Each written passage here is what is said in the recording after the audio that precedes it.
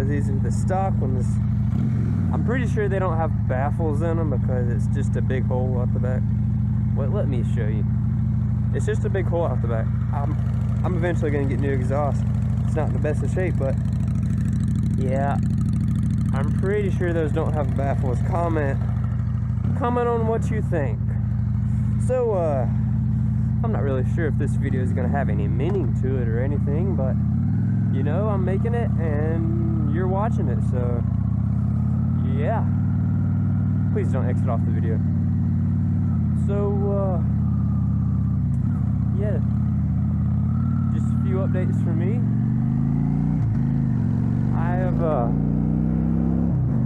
I've actually been a little sick this week, and well, I've started school and been a little sick at the beginning of it. So yeah, I'm going to electrician school and gonna wire some stuff up for the first time. I've been going to the electrician school for 2 weeks, and finally tomorrow we're actually going to use our tools that they made me buy, and we're gonna wire up some light bulbs and some light switches. So that's gonna be tons of fun, hopefully. Yeah, so yeah, the electrician school has been it's kind of actually fun. The only thing that really sucks about it is it's a 4-hour class, because that's the only class I have is the electrician deal. So it kind of takes a long time for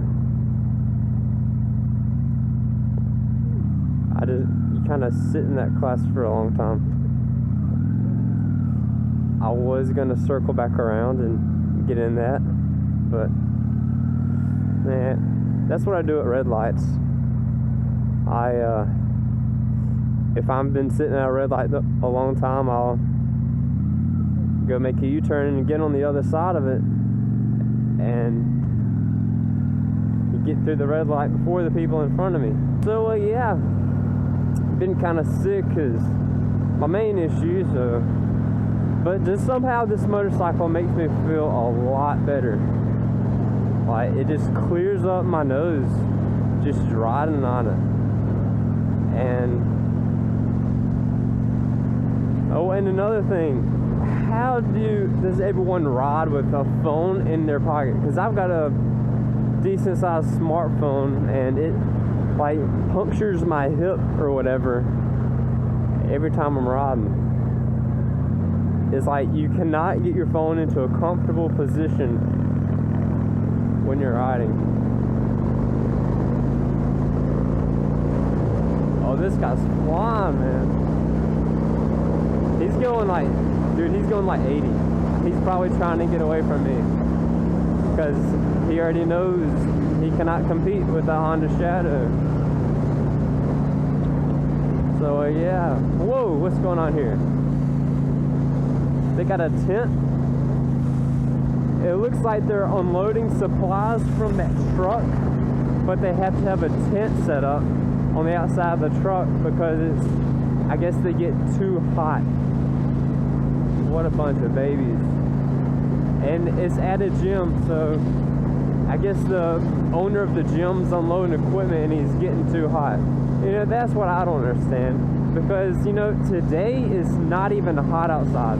I think it's 88 degrees outside, and for here where I live, anything in the 80s is good. Whoa. And that's another thing right there, that butterfly that just passed by. Every time I'm riding, I always get a big butterfly on my visor, and it always kind of sucks because the surface area of the butterfly is so big it impairs my vision a whole ton, and butterflies seem like they're just hard to clean off of like a visor or something. Yeah, I ordered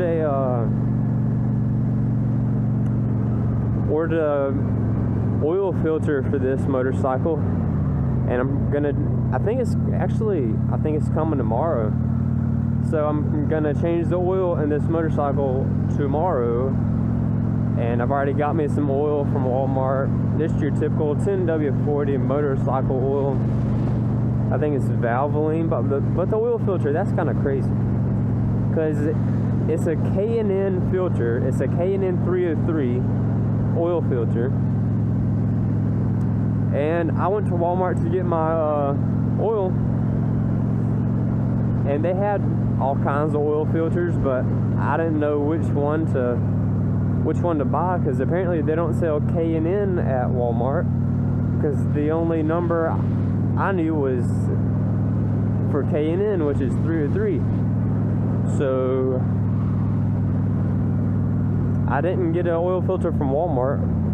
So what I did do was I had to order my oil filter off the internet, and it was like double the price because shipping and everything. So I paid about $15 for an oil filter, and I'm probably only going to change it like once a year, but still $15. And that's the only oil filter I've ever bought, because I've never changed the oil in I've changed the oil in cars, but I've never bought the stuff to do it. So I didn't really know what prices are. And for my Rebel, changing the oil on it was so simple because it does not have an oil filter. But I think the oil change on this is going to be pretty simple, pretty self-explanatory. Just all I got to do is drain the oil, take off the oil filter, put a new oil filter back on, and put more oil in it, and don't forget to put the drain plug back in. That's basically how you change oil. And I'm hoping it's that simple, but I'm pretty sure something's gonna be crazy, because it never fails when I'm trying to do something mechanical. There's always that one thing that holds you back. Like when I was switching out the blinkers for this motorcycle, I was surprised on how smooth it went. But little did I know, when I went to go put this seat back on here, the seat didn't want to go on. So I had to, there's these rails in the back that the blinkers are on. I had to loosen the rails so I could move them, so I could put the seat on and then bolt the seat back on. Such a pain. But oh yeah, that's another dilemma I have. I want to make this into a bobber, but with my electrical school, I don't know if I'm going to ride this to school ever or not. I don't know. I might. I want to, but it just might not happen, because I've got to have a backpack with books in it, and I didn't know I was going to have to use books for this class. But yeah, we have like 5 books we have to carry with us, and then on top of the books we have to carry with us, I got a bag of tools I have to carry with me. And I mean, I could haul it all in here, I could tie it down at the back, but I don't know if I probably don't want to have to be doing that all day, when I could just put everything in my car and drive there and drive back. But you know, I don't know. So also want to make this a bobber, and that's another thing. I don't know how to, I can't weld. I don't have a welder, so if I did have a welder, I could teach myself real quick, I'm pretty sure. But for the seat mount, I want to get one of those single seats, like one of the little small seats that all the bobbers have, the Springer seats. That's pretty cool, but I can't weld, so that's going to be kind of difficult to do, to mount up on there. So I happen to see a TJ Brutal Customs seat, and it's only one bolt. It uses the bolt that's it uses the tank bolt. So and you just unscrew it, slip the seat in, and you basically have a seat. But it won't have any springs, so obviously it won't be as comfortable. So that's another thing. There's so many things in this video. I think I know what I'm gonna do. I am probably going to take my seat and rear fender off. I'm gonna try to do a budget bobber build, okay? And this is in a few months. This is probably not going to be anywhere in the future. It might even be next summer, I don't know, but this is probably going to happen within a year. Take off the rear fender, relocate my tag and blinkers and my tag light and everything. Gonna probably put the tag on this side over here and put the blinkers right behind the seat. And I'm thinking about getting like a piece of metal and, I don't know, like cutting out the shape of a seat and kind of bending it up, and then on top of that, like put like, I mean, I don't need too much cushion, but like somehow find some type of cushion or something to put on top of the piece of metal, and then somehow wrap like some leather. Probably won't use real leather. Probably will just use like vinyl, because it's a budget build and I'll be able to replace it. So put that vinyl or whatever over the foam and the metal seat, and then have myself a pretty comfortable seat without the springs. And it's gonna sit a lot lower than a spring seat would, which is better, and it's gonna sit further back, probably, depending on how I cut it out. I can make it sit further back and lower down than a normal seat would be, and it's just gonna be so great. And with the fender, probably what I would do is,